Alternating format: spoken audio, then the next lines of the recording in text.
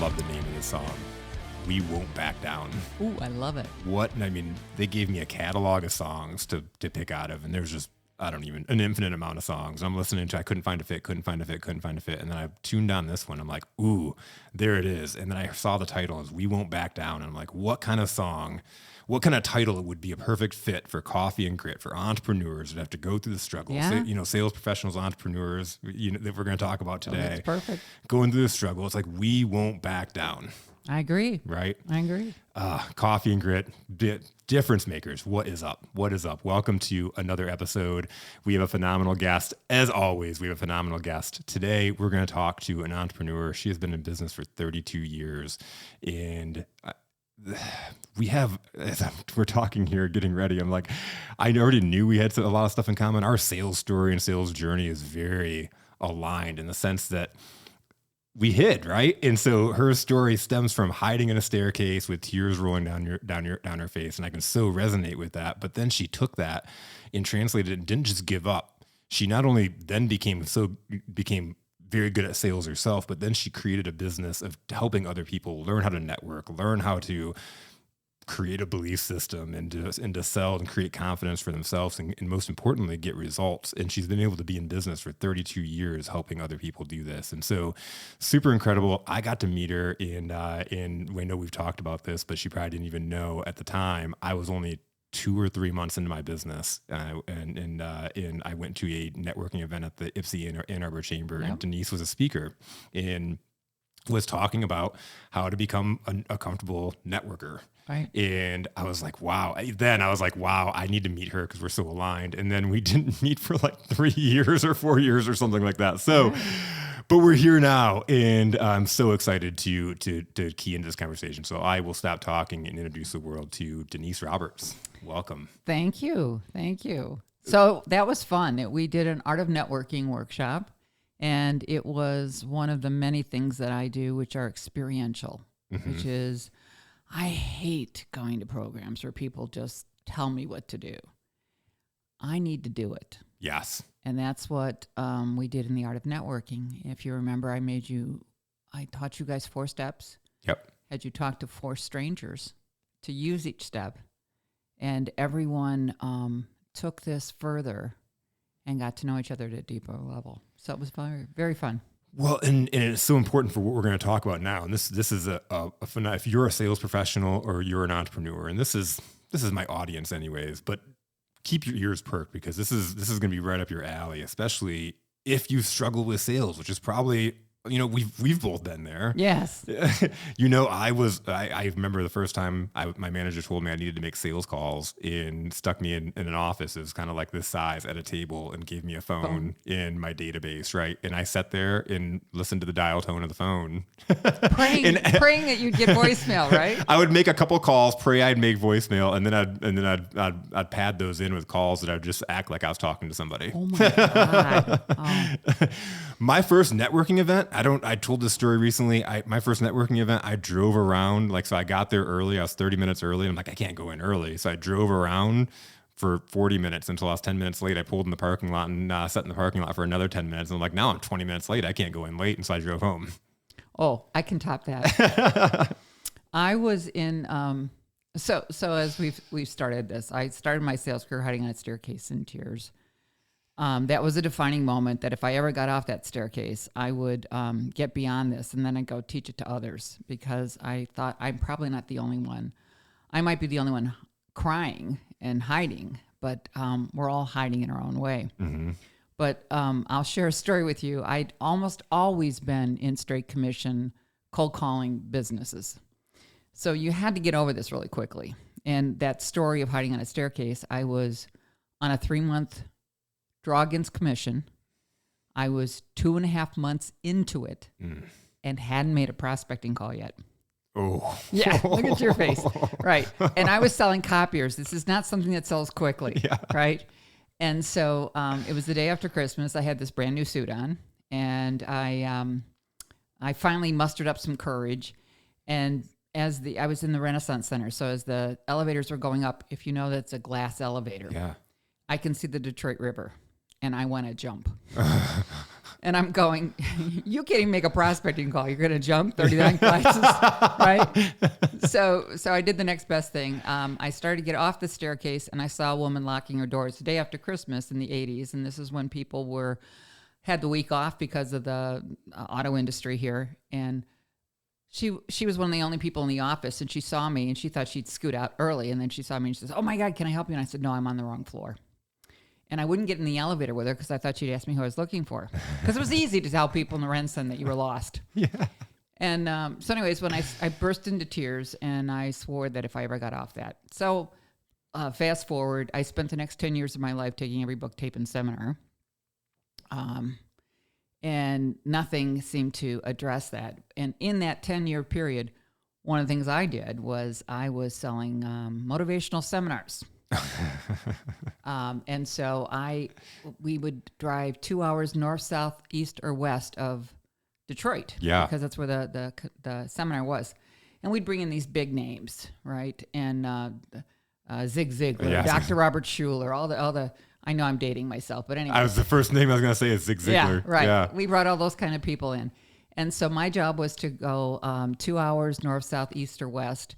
I went to Canada. I was in London, Ontario. And I had been told to call on insurance, real estate, and direct sales.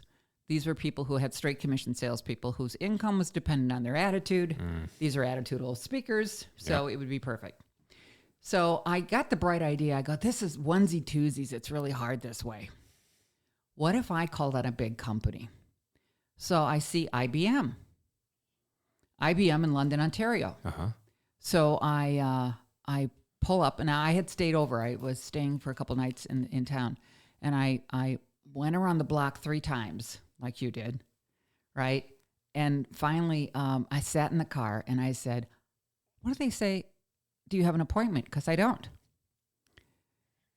And so I said, well, the worst thing that could happen if you really screw up, you live in 2 different countries. Yeah. He's never going to find you. He's never going to see you again. Right. So I mustered up the courage, and I walked in the door, and she said, I said, "Can I speak to the owner?"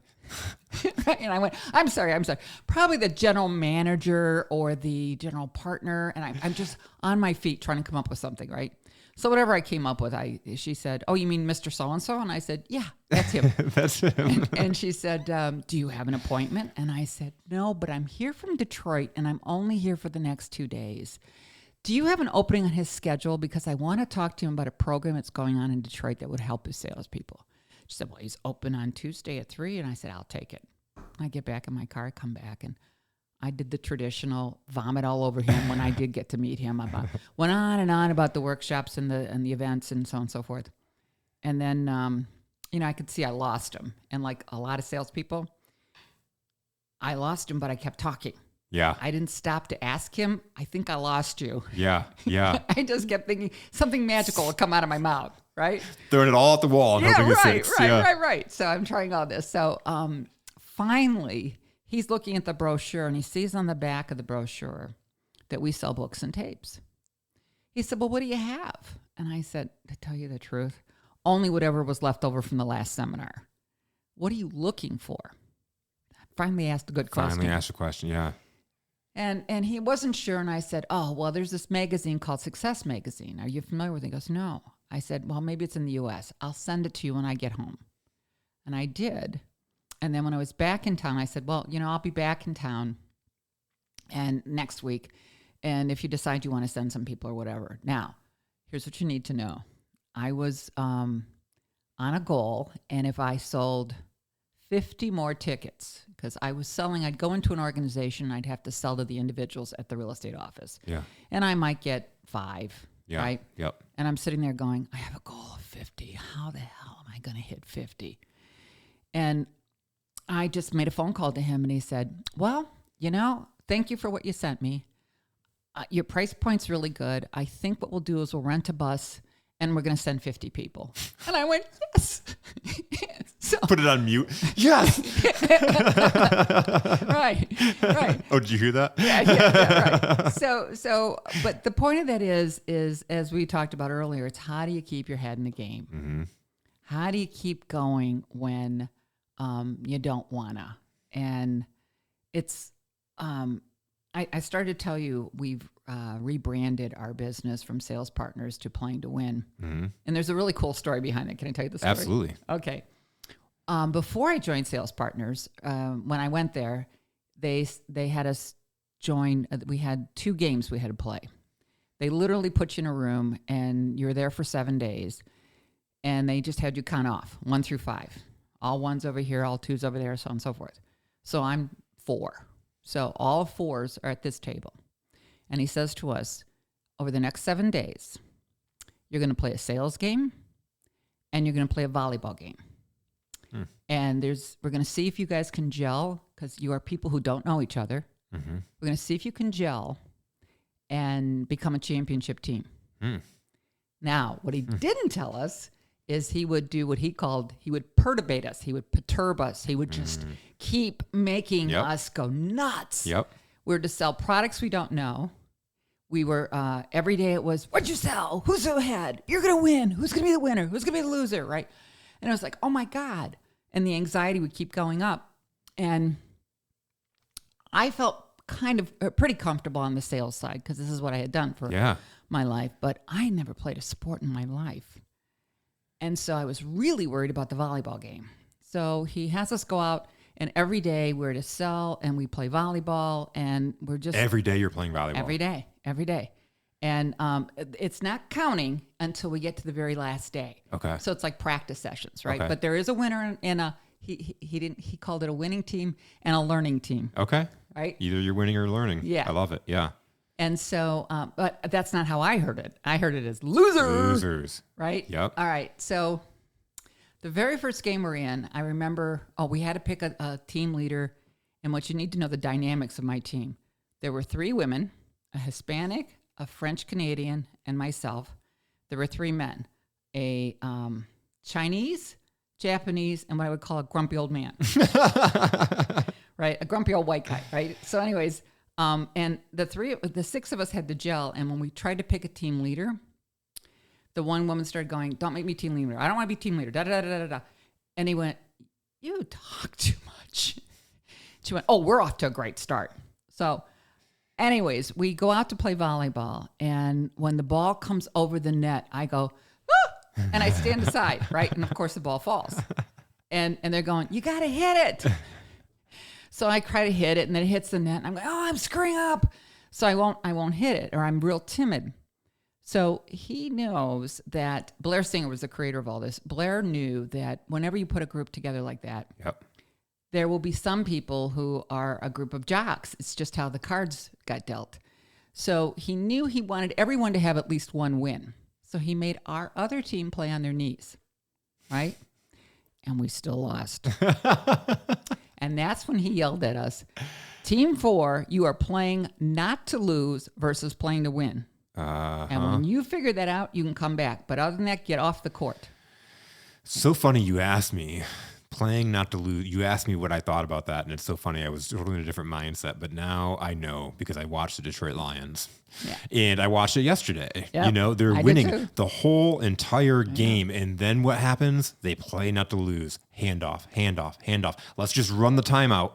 Hopefully we get that last second to tick off the clock and we still keep this 3-point lead, right? Yeah. It was just, that's what they were playing. They were playing, let's tick we don't want to lose. They weren't playing to win. If they would have played to win, they would have kept playing their offense. They would have kept passing the ball and do the things that made them successful the whole entire game. Right. And every single time I see a football team do this, like 3, 4, 5 minutes left in the game and they're just running the timeout, I'm like, they're going to lose. They're going to lose. Yeah. And 99% of the time they lose. Yeah.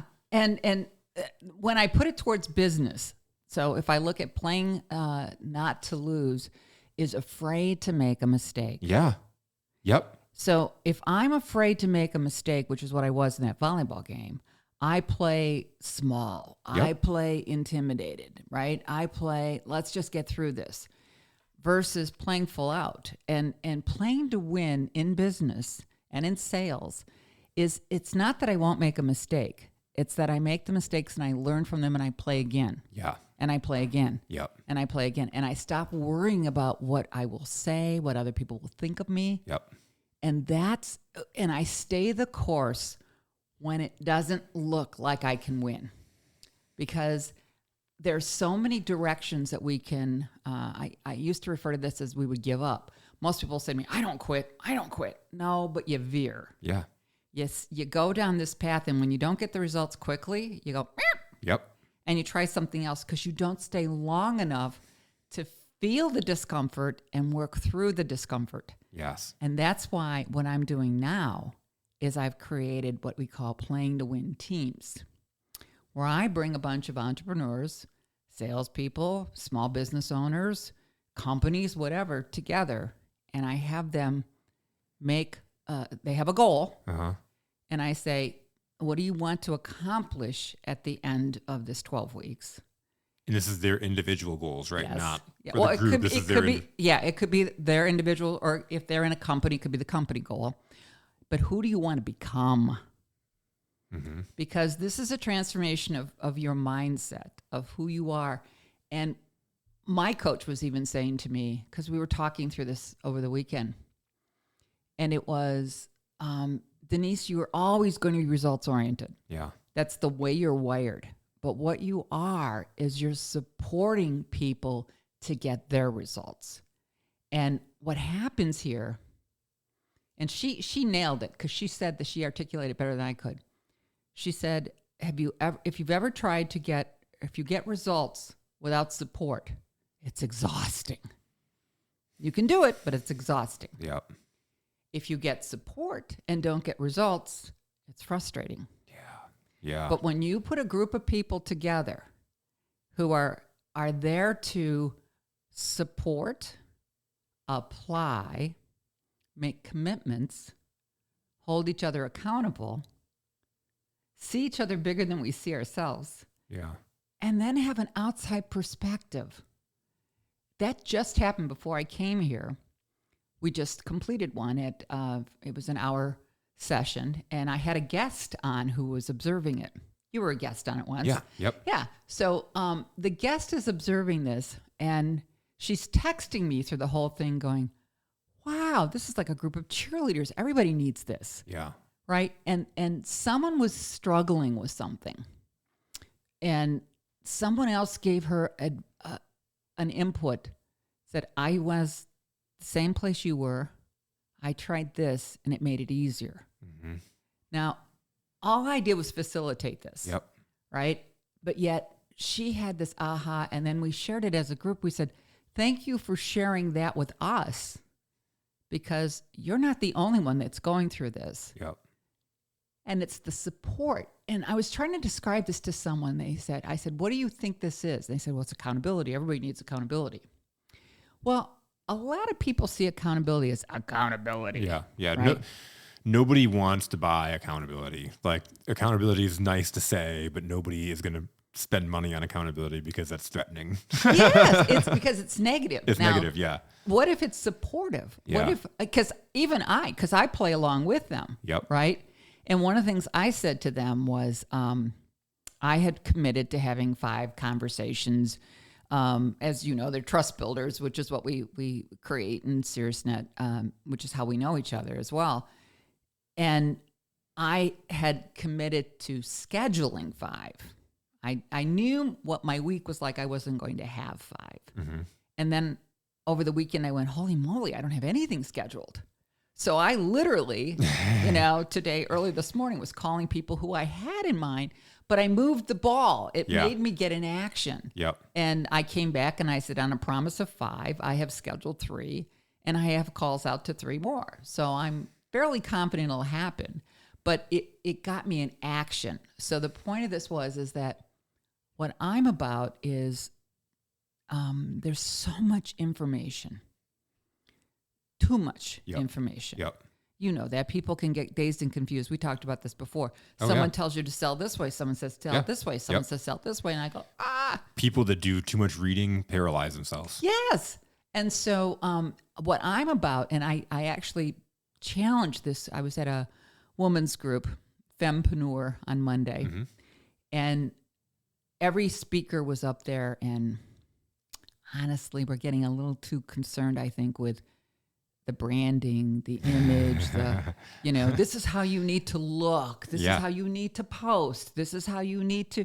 And then that can be paralyzing. At least it was for me. Absolutely. So I came up there and my topic, because everybody had a topic, my topic was, even the woman that put it together, she says, what do you want to talk about? So I don't want to teach them anything. I want them to talk about what they've been learning and what are they going to apply. So we just called it Juicy Conversations. Mm-hmm. And so I had 30 minutes and I said, what are you going to apply? And I talked with them about the model that I had grown up in was, if I want to change, here's results. If you want better results, you got to improve your behaviors. And your behaviors will ultimately shift your mindset or your beliefs. And I did that for years, generating millions of dollars for my clients, by driving those results because I drove a different behavior. Yes. Now, I can do this without a whip. Yeah. I can be encouraging and motivating. And one client did $13 million in 12 weeks using this process, right? And I just kept having this kind of success, but it didn't sustain. And I shared that story with these women. And I said, what? That was back on a staircase almost. What the hell? Yeah. How can you get these kinds of results and not sustain this? So what that sent me back to the drawing board, what I realized is I had the model upside down. Results, behavior, beliefs. Yep. It's really beliefs. Behavior. Behavior's always in the middle. Yep. And then comes the results. And so I shared this with these women and I said, talk about this at your table. What do you do? What is your belief when you have a goal that you didn't accomplish in the time frame you wanted? Yeah. Right? Yep. So they talked about it at their tables. And I said, well, let me share what I did in a blog. I said in my blog, all right, so when I don't accomplish the outcome in the time frame, end of the year, whatever it is, I go into something's wrong here. So my belief is something's wrong. It needs to be fixed. Think of it as halftime in the locker room, right? Ooh, we got to do this and this. Yep. Okay. So the behavior has to change. So my behavior becomes all hands on deck. Try everything. Try everything. I'm experiencing this. Yeah. With the client. No, it's like, we just had this conversation this morning. Yeah. Right. Yep. And what that led to, and then the title of the blog was, wow, even when I win, I lose. Yep. So it was, even though I produced the result, I'm not happy. Mm-hmm. I'm full of doubt. Could it have been better? Could I have gotten this sooner? What's wrong with me? Where if I came from the belief first, the belief was to make a difference. Yeah. The belief was to share something and to see if it was a fit. That's what painless prospecting was all about when I created that. Yep. What I talked about, the 6 reasons why we failed when we prospected was because we were, got to get in there, got to persuade them, got to overcome their objections, got to.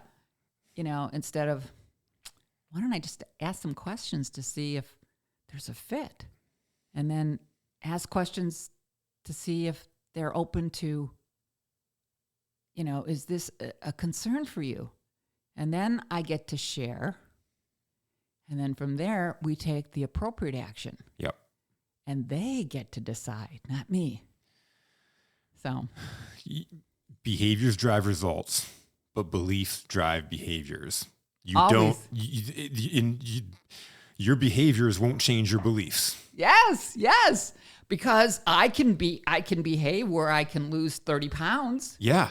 And I can look really great for the class reunion. But then you hit your goal. Yeah. You get to the class reunion. Right. And then you gain all that weight back. Because the belief wasn't there. Because the belief was never there. The belief was, okay, I can pull this off for like a night. Yeah. Yeah. It's like my business is in Spanx, or something. This was what drove me to start my business, is because it was driving me crazy, Denise. I was watching this definition of insanity. I'm watching all these salespeople that I've worked with throughout my career are like doing it the wrong way. And like so many sales leaders teaching people to do it the wrong way. And I'm watching all these gimmicks, and like every salesperson can have a great month when there's a great deal and there's a hot promo, right? And then the next month is January and nobody wants to buy anything. And then they're struggling because it wasn't about the belief they had. It wasn't about taking care of and serving people. It was about the hot promo they had, or it was about the the low rates they had, or and if once those factors that you cannot control Right. are out of place, what keeps you moving and selling? It has to be your belief. And if that belief was broken, when bad times hit, you're going to hit bad times. Well, here's the belief back. Now the belief is from the salespeople is we can't sell unless you give us a promo. Yes. And the belief for the customers, and they go, look, here's our evidence. Yeah. The customers aren't buying because you took away the promo. Yep. So it's self-fulfilling versus, and so we get short-term wins, but we're playing not to lose. We're not playing to win. Yes. Yep. So there's just so much there as to how do you shift that paradigm? How do you change that belief system?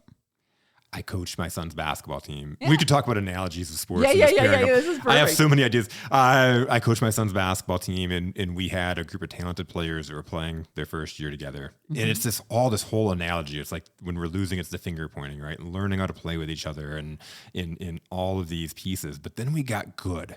And then we were beating teams. And then I'd watch it every single time, the last 5 minutes of the game. They were playing not to lose. They got into this, like, we're going to lose the game.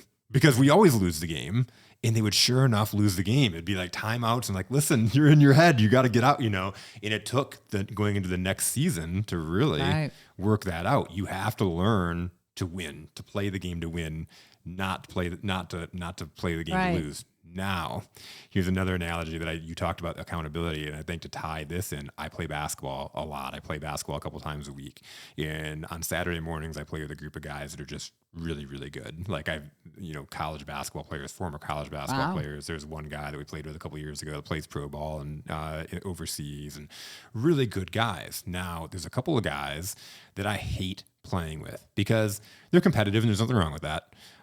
I like playing with competitive people because I like to win too, but they're like the shouters that you did this wrong. So you think about accountability, they're holding me accountable when they're in my face and yelling at me or telling me I did something wrong, or when I touch the ball, there's a huge sigh and you don't dribble, don't. But now I'm in my head, I'm afraid I'm going to make a mistake. Yes. Every time I touch the ball now, I'm dribbling it off my foot, or I make the wrong pass, or I throw the ball up like a brick because I'm in my head because I know that they're going to make a comment, right? And if you tie this back to bad leadership within companies, we've all had people that have, they're holding you accountable, but they're shaking that stick. And if I don't have that belief system behind why I'm doing this, and it's just because my boss told me to, the company's going to fail. Right. They're going to lose unless there's a hot promo or unless it's the busy time of season. Yeah.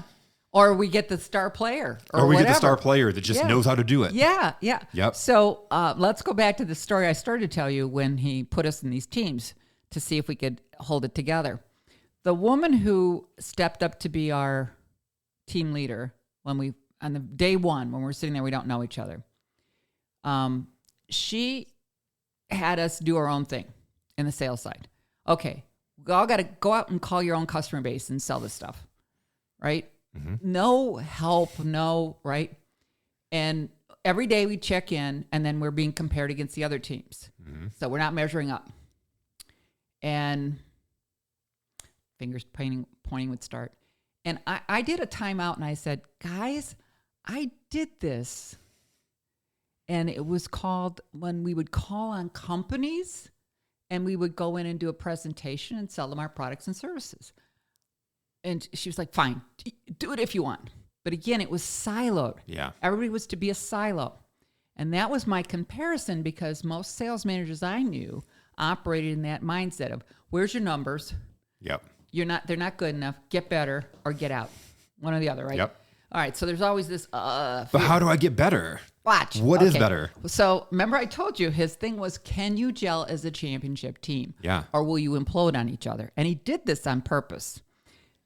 When we got to the volleyball game and he threw us off the court, she immediately went nuts and started this, I'm done. I did my part. You guys are just slugs, right?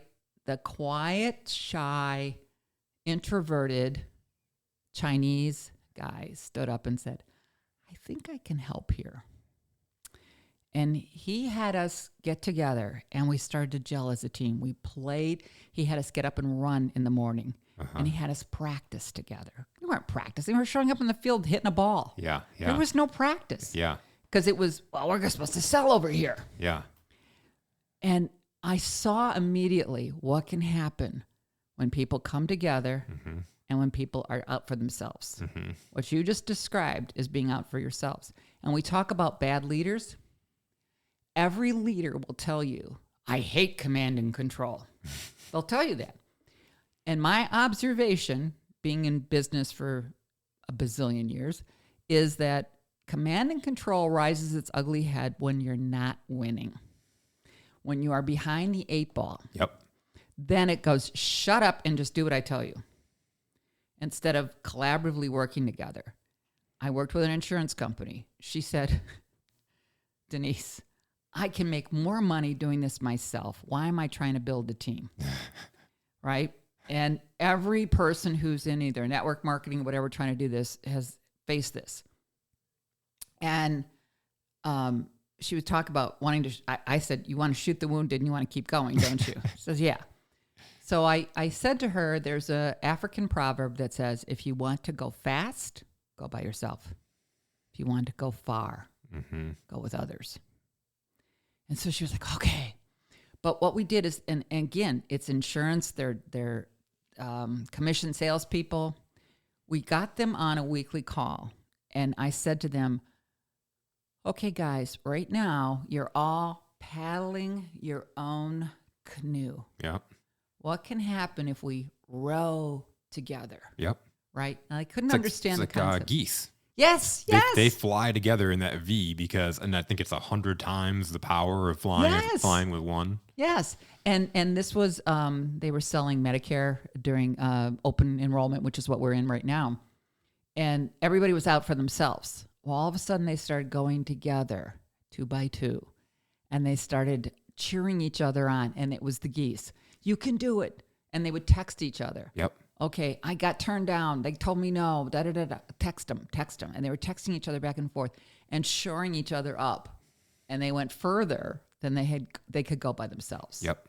So that to me is what, whether it's sales, whether it's entrepreneurship, whatever, we live inside, because I'm all about environment, that your environment is greater than your will. When COVID hit, we were inside an environment that it's scary out there and we're going to die, physically die. Yeah. And if you don't die, your business is certainly going to die. It was a lot of death, a lot of anger. So I know on my own, I will succumb. I mean, I can only, my analogy is if you stand in a snowbank in flip-flops, you can say, I'm not cold. You're still going to get frostbite. The environment will say, yes, you are. Right? Yeah. So I reached out to 5 other women business owners and I said, look, I do not want to succumb to what I'm hearing. I'm committed to doing something with my business over these next 12 weeks. Do you want to play with me? And every one of them said yes. And so each one of us took on our own commitment. Each one of us were like the geese, cheering each other on. And we had an accountability, but it wasn't like accountability. Yeah. It was, I committed to you. And we use the words commitment.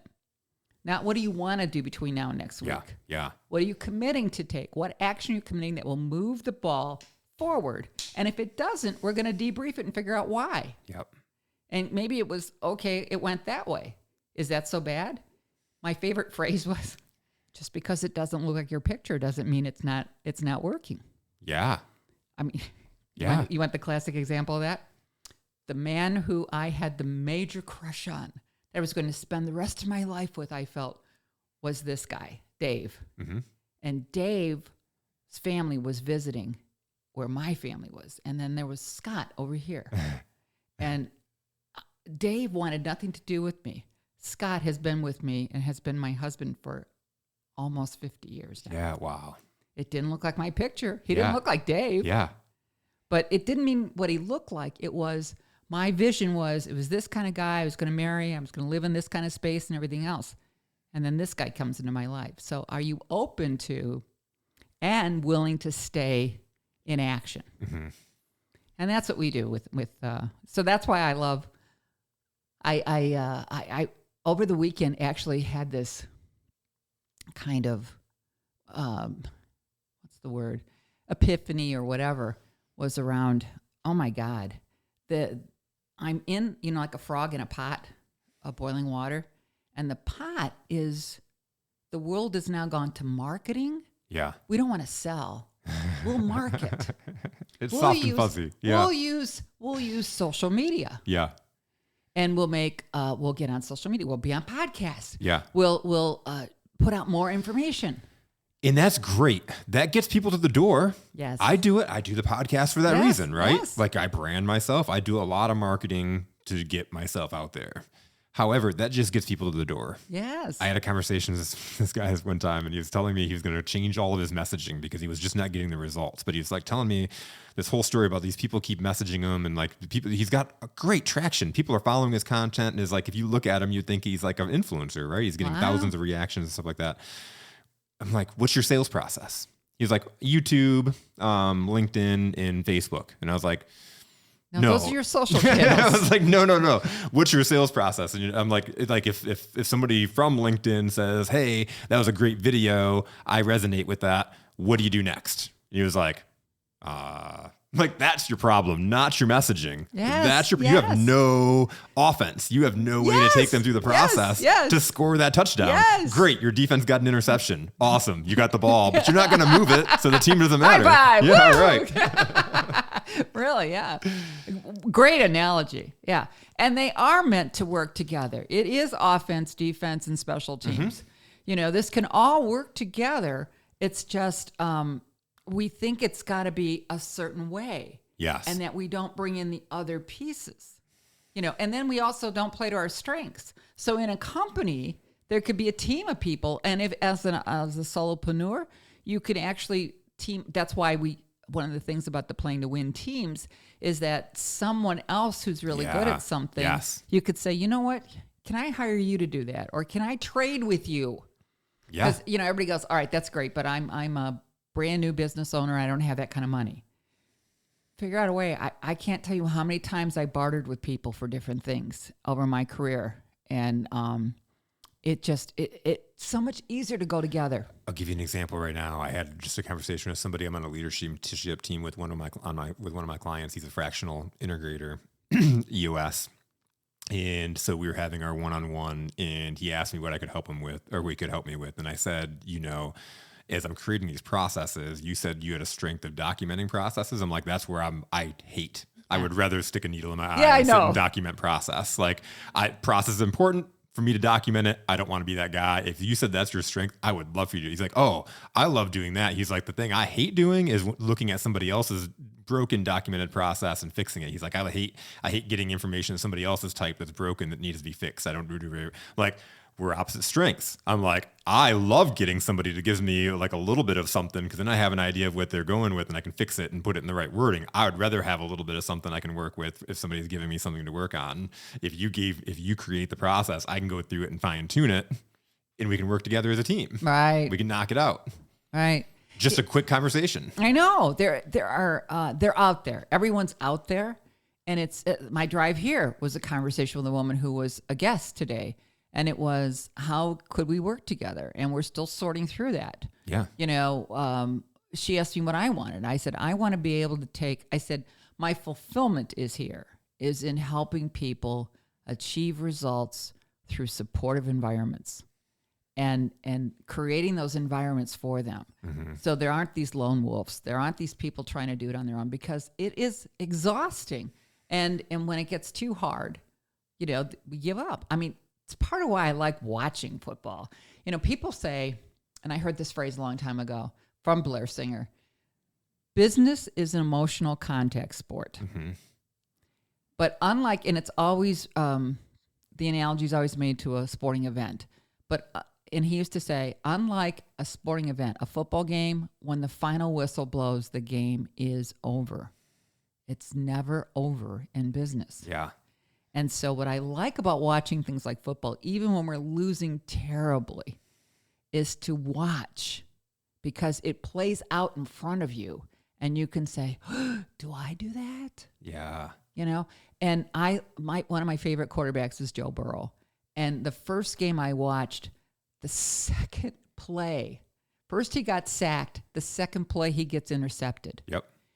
That man, I stopped watching after the 6th or 7th sack, But I wished I had watched the whole game, because what happened here is they went from 3 to 20. Yeah. You know, they were at 3, and the team they were playing was at 20. And I walked away, and then they both got to 20. The other team never got any further, and then they had to go into overtime, and they lost. Joe Burrow's team lost in overtime, but only by 3 points. Yeah. And it's just, and to watch, how do you get up 7 times without, hey, talk about finger pointing, you jerk. You didn't do your job. Quarterback. Yeah. You missed that block again, Yep. right? And he gets up again and he throws the ball again. I was coaching one of my clients, and I made a video for him because he was telling me about an objection he got hit with. And I knew I couldn't talk to him for 2 days or whatever. His schedule didn't work with my schedule. So I made a 2-minute video, and I said, Stephen, I want you to consider, you know I love football, that you just got sacked. Now, the good news is you have 3 more downs. Mm-hmm. So you can either stay on the ground and go, crap, I blew it. I shouldn't have said that. Yep. I shouldn't have accepted that objection. Or you can say, oh, wow, what did I learn from this? Right? And that's one thing Blair drilled in our head over and over again. As a matter of fact, here's what I'll tell you, a little secret. Blair went to Ohio State, and he went to the Rose Bowl with Woody Hayes. Oh, wow. And he's a skinny little guy. He was one of the student managers. Okay. And he said he watched them lose because Woody got so concerned that he had them so scared. Remember how you talked about leaders? You cannot make a mistake. That guy's yelling at you all the time. Yep. That they were playing not to lose, and they lost the game.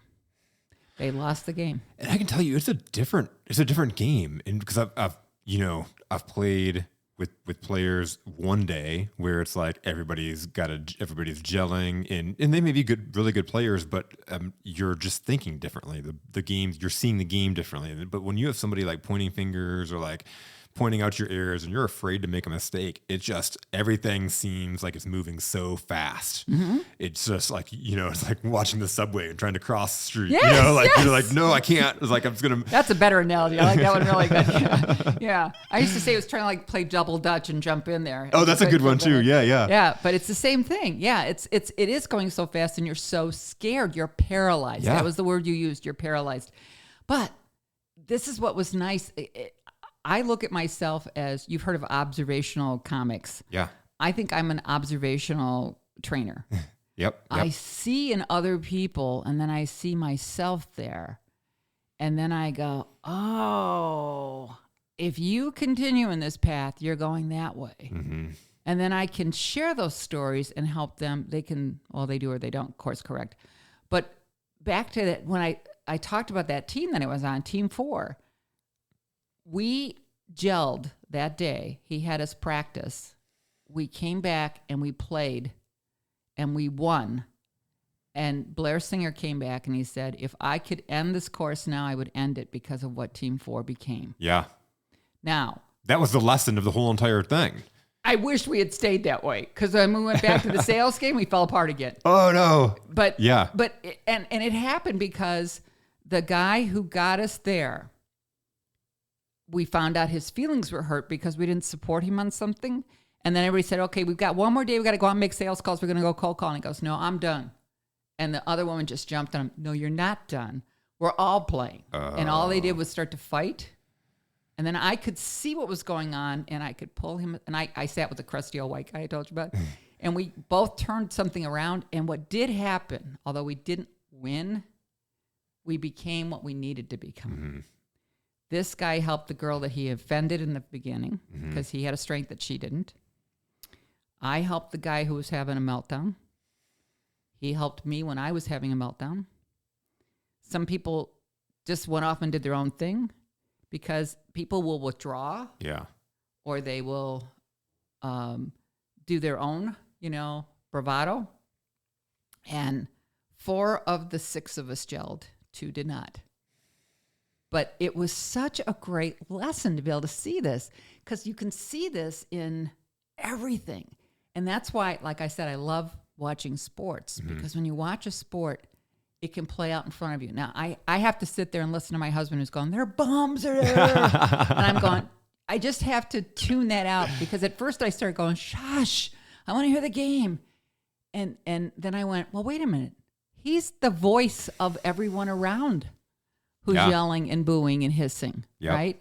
And can you keep your head in that game when everybody is at you? To circle back, I think that's where a really high value that you provide with your groups is that it's a lonely game being an entrepreneur. Yes. And I talk about this several times on the show, and I've had clients that have hired me because they're like, my wife doesn't understand me. My family doesn't understand me. Like nobody understands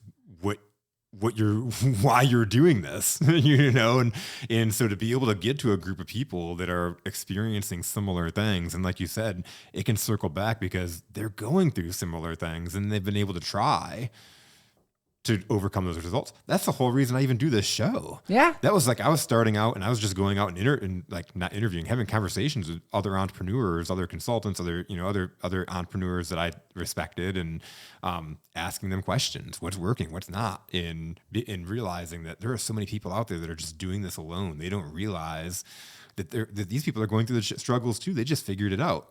And if I could do this and create this platform where they can hear top entrepreneurs from around the globe telling their story and their challenges and how they overcame them, and I can give that kind of resource out there for other entrepreneurs, because I know I'm going to go out there and have the conversations, but I know there's so many people that don't. And so, but for you, it's like, hey, it's a step further. Let's be part of a group where there are other like-minded people. Then we're going to, understand. And I came to the group the one time as a guest, and it was awesome to see the support and people reaching out. And there was a particular person that was going through some hard things in her life, and they were all just there for her, but they were also a difference between sympathy and empathy. Yes. There's empathetic. Yes. And there's sympathy. Sympathy's like, oh, you shouldn't have to hit your goals this week. Things are tough. Yeah. No, it was like, you still got to figure it out. And did you try this? And there was a suggestion helping people get back on the track. And I didn't see all that. I watched as people were saying, this has happened. You've held me accountable. And I've watched after the fact of now I'm able to hit these goals and I'm getting these results because. And so that was a really cool. And it's really cool what you're doing. It is. It's a very fulfilling, thing for me, is to be able to do that. And it's, again, it's not me, I'm facilitating. I'm bringing them together, but I'm managing the time, and I'm watching is someone dominating the conversation, then I'll pull them in or whatever. But other than that, it's just so much out there. So many people want to help and contribute and support. We only have one rule. One rule inside of our Playing to Win teams is there is no butting, which means if someone makes a contribution or makes a suggestion to you, you are not allowed to say, been there, done that, that won't work. You don't have to take the contribution. You don't have to take the suggestion. Just be gracious because it was a gift they gave you.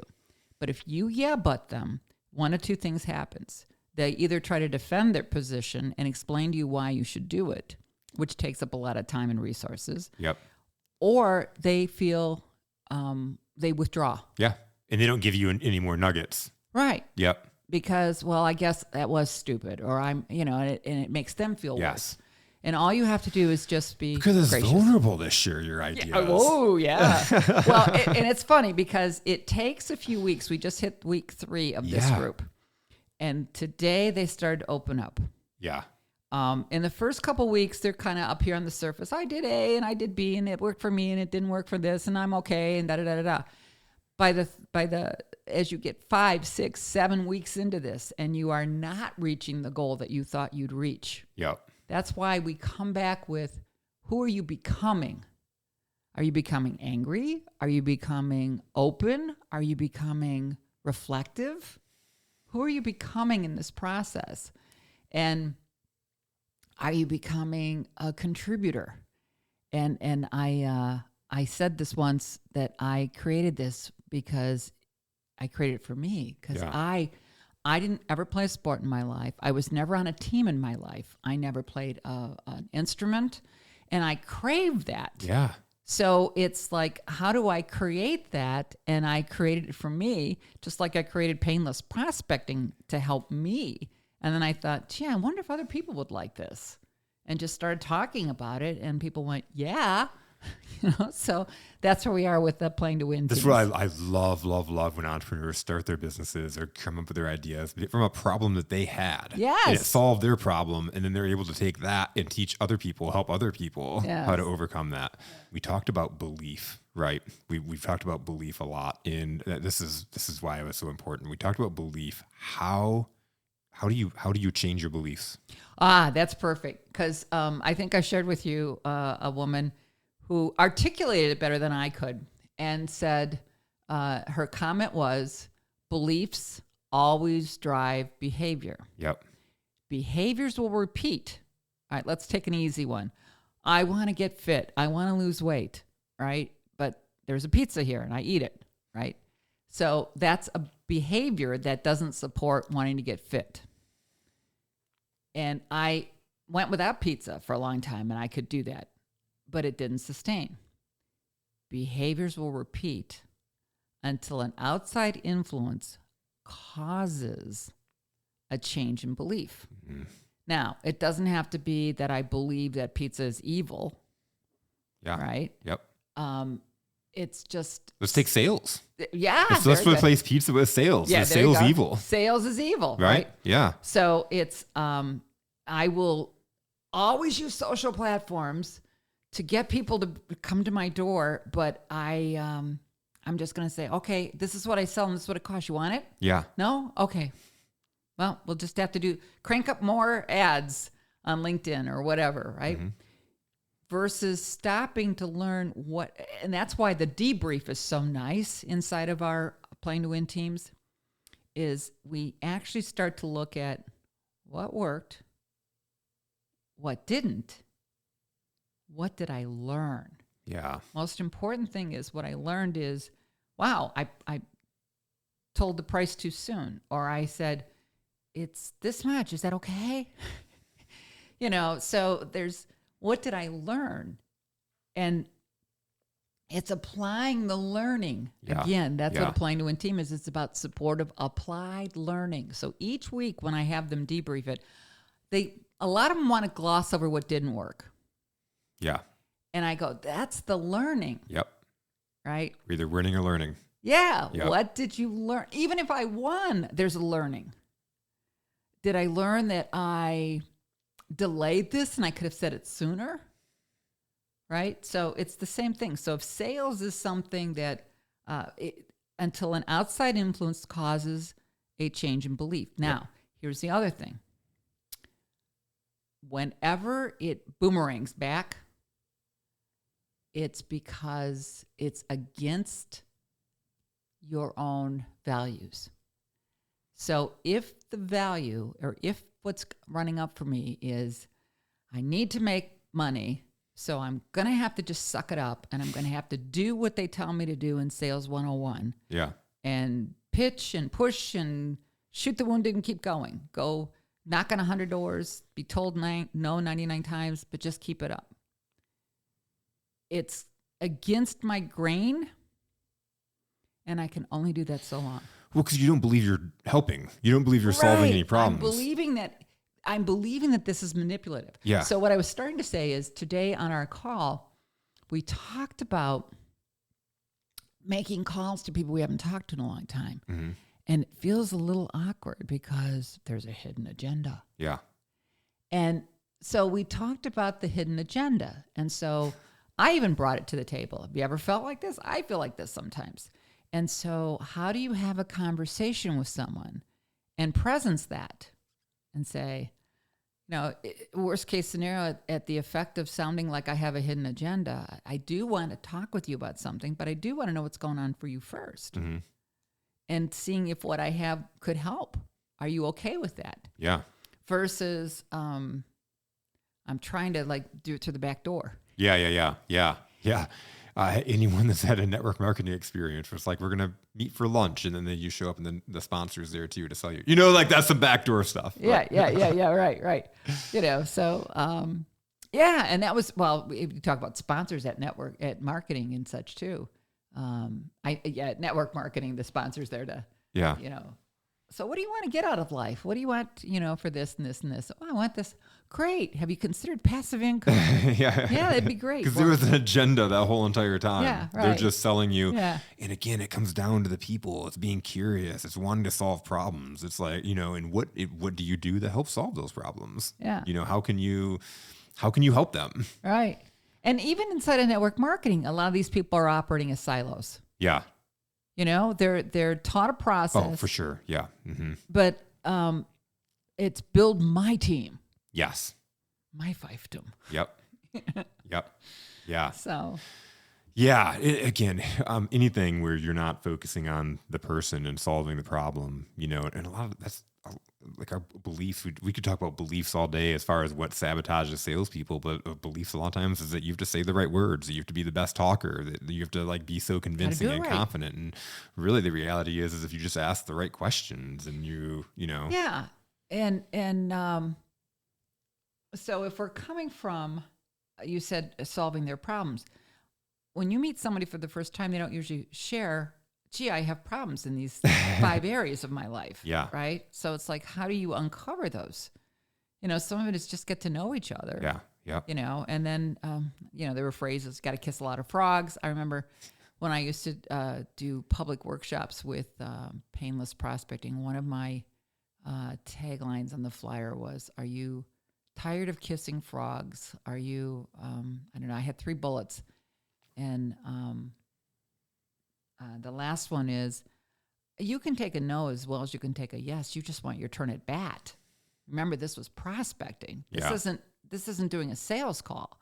I got to get in front of you before I can, that was what kept me on a staircase is the signs that said no soliciting. Because in my head, the other side of that was we shoot salespeople. Yeah. Right? Yep. And what literally sent me to that staircase, but I don't know if I ever shared this with you, was the thought that they would say there's no soliciting. Did you see the sign, no soliciting on the door? Mm-hmm.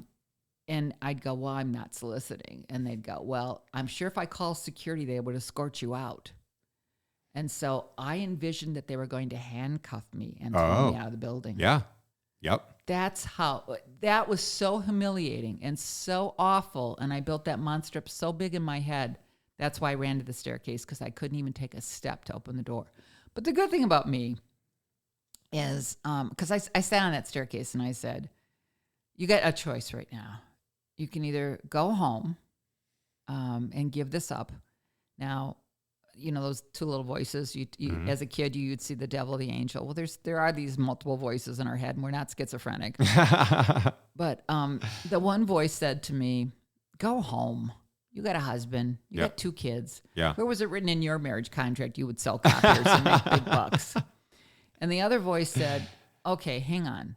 The least you could do is try. These people have paid you for 2.5 months, given you a company car, sent you off to training, and you haven't even opened your mouth yet. If you go home now, first it was guilt. You didn't even try. Guilt. Well, first it was the Catholic schoolgirl, guilt, right? Yeah. And then I went, but wait a minute. Seriously, the bigger one is if you go home now, you will regret this the rest of your life, wondering if you could have gotten off the staircase. And that day I just dried my eyes and started calling on people. Didn't sell anything. Went in the hole. I told you it was a draw-against commission. Yep. I was salesman of the month 6 months later, and I didn't get a commission check because I was still paying off that draw. Yeah. And I went to my sales manager and I said, put me on straight commission. I don't ever want this to happen again. And I stayed on straight commission in the next 4 or 5 jobs I did, because it would force me not to get into that mess again. Yep. But I learned so much. And that's kind of, I am a lifetime learner. And then I look at, am I applying? Because I too was taking in lots of information. Yeah. But not applying. Incorrect. Earlier I said, if you just keep reading, you'll become paralyzed. If you keep reading without taking action, you'll become paralyzed, because you continue your education, you continue growing and getting better. But if you just keep reading without taking action, you're going to read conflicting things, and you're going to be so far in your head. You have that imposter syndrome, and you're like, well, they said this and they said this. Which one's the right way? And you just feel unconfident. It's all belief. And to circle back, to kind of wrap up, is being that you need that change, that influencer, right? And I know you and I both pride ourselves as we're not the people that are going out and making it happen. Like the people that we work with have to go out and do it, right? They've got to have the belief and they've got to go out and make magic happen on themselves. But being that catalyst to change, being that person that can help them change their beliefs and switch their perspective, I look at it as like, this is the best description I have. You have glasses. I have contacts, but I'm blind, right? And so I've been to the eye doctor my whole entire life. I've had glasses since kindergarten, right? And so putting that, I had an optometrist client, and she told me several times what this machine is called, and I always forget. It's like that machine where they're like, right. They're dropping the lens through. Yeah. Which is it clear here or here? Is it clear here or here? And that's what I look at myself, or in really any coach or any catalyst to change is like changing that lens, changing that perspective. Can you see clearer now? How about here? How about here? And you're helping them walk that through and change their old belief system, but they're doing the work through it because they're putting it into experience. They're putting it into action. And going back to even your workshops, it was about putting it into action because, and that was, we resonate on so many things. I never wanted to be that sales guy that was going to stand up and tell everybody how to do things. And then they go and they maybe put something into place, maybe take one nugget out of it, but most of it just goes to the wayside because they didn't apply anything. And it was like always, how can I get them to take action right now so they can be comfortable to go take action afterwards? Right. Well, when I used to teach painless prospecting, I'd come into an organization and we would say, well, we're going to be here for a few hours. We're going to learn a few things. And then we're going to go to the phones and use this. And they go, what? But I would say to them, and these were people who were calling people at home at night and interrupting their dinner. These were customer service oriented people who were not salespeople. And I said, we put everything that they hated about selling on a flip chart. You'd love this. Tell me everything you hate. I'm pushing. I'm da, da, da, da, da, right? And I said, okay, at the end of this, the end of tonight, right, we did it for 2 nights. The end of the 2 days, we're going to come back and we're going to go line by line through that and see if any of this disappeared. Yeah. Because if you change the approach, you'll change the outcome. Because we stopped calling and selling and pitching and telling, and we called and we asked permission to get to know them better, to better serve them. That's what led to 13 million in 12 weeks. And all they had to do, and that didn't happen in 2 nights. Yeah. But that was something that they learned in 2 nights, and then they applied 2 conversations a day for 12 weeks. Yeah. And that's what led to that number. It's playing to win. It's playing to win. Denise, thank you so much for My coming pleasure. all the way out here from Waterford. Yeah, it was a 40-mile or 40 joining me in drive, person. yeah. It's been so This is awesome fun. and This sharing is with the fun. audience how to play to win. I really appreciate Thank it. you. How can people get a hold of you or learn more about the playing to win teams and get involved if they Great want to? question.